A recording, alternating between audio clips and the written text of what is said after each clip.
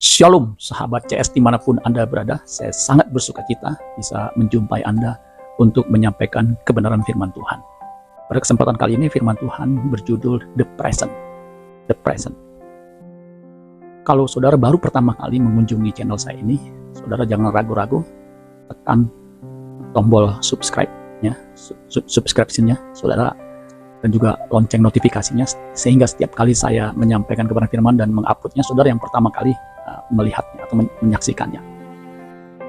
Yohanes pasal 8 ayat 10 sampai 11. Dikatakan begini, saya akan bacakan buat kita semua. Yohanes 8 ayat 10. Lalu Yesus bangkit, berdiri dan berkata kepadanya, pada perempuan yang kedapatan berzina yang ditaruh di tengah-tengah, yang siap diadili, katakan begini, hai perempuan, di manakah mereka? Ya, mereka yang siap merajam dengan batu. Mana Yesus berkata, siapa yang tidak berdosa, mereka yang pertama kali melempari perempuan ini. Ya. Jadi katakan, hai perempuan, di mana mereka? Di manakah mereka? Tidak adakah seorang yang menghukum engkau?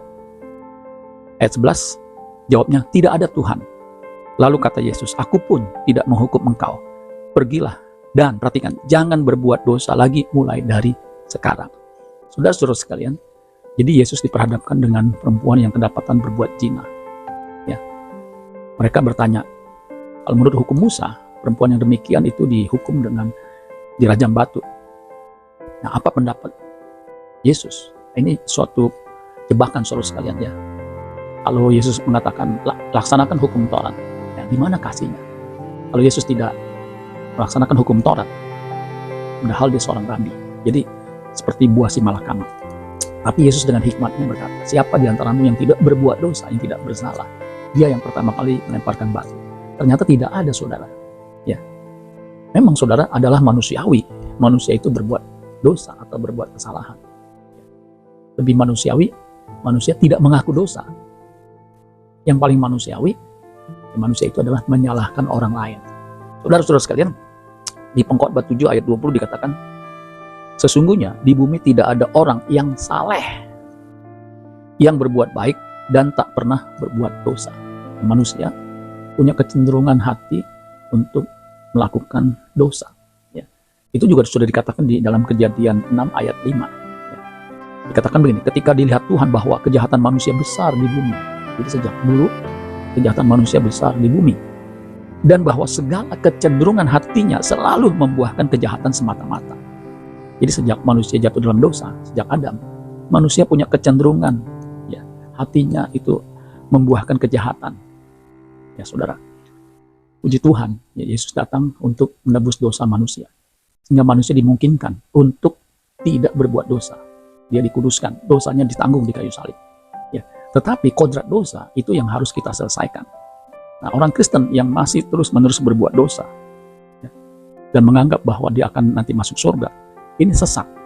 Ya, bahkan kalau orang Kristen masih terus hidup dalam dosa, ini tandanya dia berasal dari dunia, bukan berasal dari surga. Di 1 Yohanes 3 ayat 8 sampai 9 dikatakan gini, barang siapa yang tetap berbuat dosa berasal dari iblis, sebab iblis berbuat dosa dari mulanya. Untuk inilah anak Allah menyatakan dirinya, yaitu supaya ia membinasakan perbuatan-perbuatan iblis itu. Nah, ayat 9 perhatikan, setiap orang yang lahir dari Allah tidak berbuat dosa lagi. Kenapa? Sebab benih ilahi tetap ada di dalam dia, dan ia tidak dapat berbuat dosa karena ia lahir dari Allah. Jadi waktu kita menerima Yesus, Yohanes 1 ayat 12, semua orang yang menerimanya diberinya kuasa, eksosia, hak, potensi untuk menjadi anak Allah, yaitu mereka yang percaya dalam namanya. Jadi waktu kita percaya Yesus, ya, kita diberikan potensi, diberikan hak, diberikan kuasa untuk menjadi anak Allah, di mana kita punya kemampuan untuk bisa melakukan kehendak Allah, apa yang baik, yang berkenan, dan yang sempurna. Tetapi saudara sekalian, kita perlu proses yang namanya proses penudusan, sanctification. Makanya setelah kita terima Yesus, dibaptis, ya kita harus bertekad, berkomitmen, sebagaimana makna baptisan, yaitu ditenggelamkan dengan air, kemudian dibangkitkan. Jadi mati bagi dosa dan hidup bagi Kristus. Makanya di Roma 6 ayat 1, ya dikatakan begini, jika demikian, apakah yang hendak kita katakan? Bolehkah kita bertekun dalam dosa supaya semakin bertambah kasih? Ayat 2, Sekali-kali tidak. Bukankah kita telah mati bagi dosa? Bagaimanakah kita masih hidup di dalamnya? Jadi setiap kita yang percaya Yesus dibaptis, baptis menunjukkan komitmen untuk hidup baru, hidup bagi Kristus, tidak hidup dalam dosa.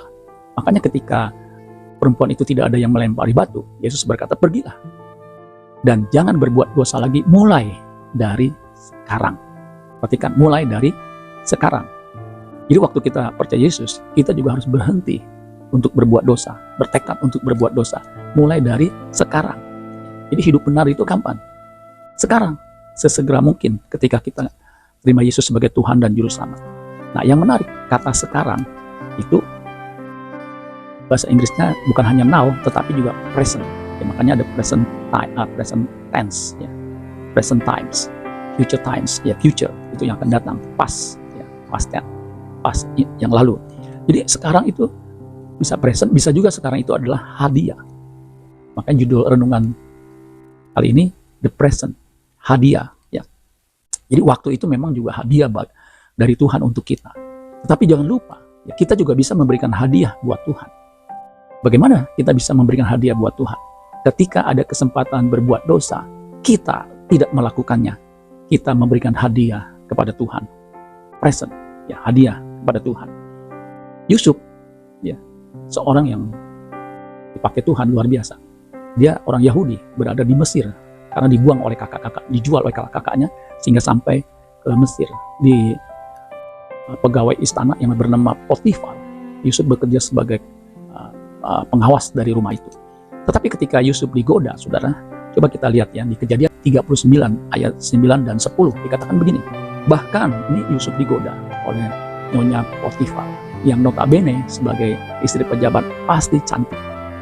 Bahkan di rumah ini, ayat 9, ia tidak lebih besar kuasanya daripadaku, dan tiada yang tidak diserahkannya kepadaku selain daripada engkau, sebab engkau istrinya. Bagaimanakah mungkin aku melakukan kejahatan yang besar ini dan berbuat dosa terhadap Allah? Jadi Yusuf menolak untuk melakukan dosa. Ayat 10, walaupun, perhatikan, dari hari ke hari perempuan itu membujuk Yusuf, Yusuf tidak mendengarkan bujukannya itu untuk tidur di sisinya dan bersetubuh dengan dia. Bahkan di ayat selanjutnya, ya, ketika Yusuf dijebak untuk melakukan dosa, ya, oleh oleh istri Potifar, Yusuf itu lari keluar. Nah, ini luar biasa, ya. Yusuf menolak untuk berbuat dosa, dan Yusuf memberi hadiah kepada Tuhan dengan kehidupannya yang benar itu. Memang saudara sekalian, kekudusan itu harus dikejar, tidak bisa terjadi dengan sendirinya, dan kita bisa kalau kita bertekad, karena ada Roh Kudus yang hidup di dalam diri kita. Makanya tidak heran Alkitab mengatakan Allah itu menyertai Yusuf, sehingga apapun yang dilakukannya Tuhan buat berhasil. Di Kejadian 39 ayat 21 dikatakan begini. Ini setelah Yusuf masuk penjara akibat dia menolak, ya, karena dia difitnah oleh istri Potifar sehingga dia masuk penjara. Kejadian 39 ayat 21, tetapi Tuhan menyertai Yusuf dan melimpahkan kasih setianya, nyanya udah besar, kasih setianya Tuhan kepadanya, dan membuat Yusuf kesayangan bagi kepala penjara itu. Jadi ketika Yusuf menolak berbuat dosa, dia memberi hadiah kepada Tuhan, dan Tuhan memberikan kasih setianya kepada Yusuf. Apakah saudara dan saya sudah memberikan hadiah kepada Tuhan dengan cara menolak untuk berbuat dosa? Amin buat firman Tuhan. Tuhan Yesus memberkati. Sola Gracia.